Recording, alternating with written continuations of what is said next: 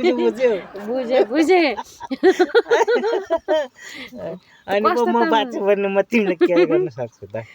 भन्नु न त्यहाँ साथीहरूले धन्यवाद दिनु नहाँस्नु न कस्तो मासुहरू भात खाएर हो कि किन आज त निकै खुसी छौ के नयाँ भेस्ट लगाएर पो साथी खुसी होला त्यस्तो पनि हुन्छ नि केटाकेटीमा त एउटा नयाँ भेस्ट लगायो भने एउटा सर्ट लगायो भने कति खुसी हुन्छ मग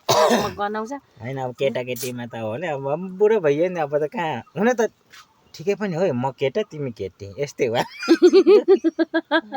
कस्तो ठट्टामा नउडाउन उतातिर गइसक्यौ समय के भन्नुहुन्छ अलि के गरेर झ्याम्मै दिन्छु नि म नदिउँ न हो तिमीले केयरको लागि तिमीले मलाई झ्याममा लडायो भने कसरी केयर गर्छु त है साथीहरू जति पनि हुनुहुन्छ होइन अब यस्तो अब सम्बन्ध भनेको श्रीमान श्रीमतीको सम्बन्ध भनेको धेरै गाढै हुनुपर्छ किनकि एक घरमा भइसकेपछि हरेक कुरा समाधान गर्नु होइन तितो मिठो नमिठो राम्रो नराम्रो भनेको त श्रीमान श्रीमतीले नै हल गर्नुपर्ने हो कि होइन त सबै कुरा पचाउनु पर्यो अनि त्यो अब हामी अब यसरी रमाएर तपाईँहरूलाई म भन्छु नि भिडियोमा यसरी हामी सधैँभर ठट्टामा पनि हुँदैन होइन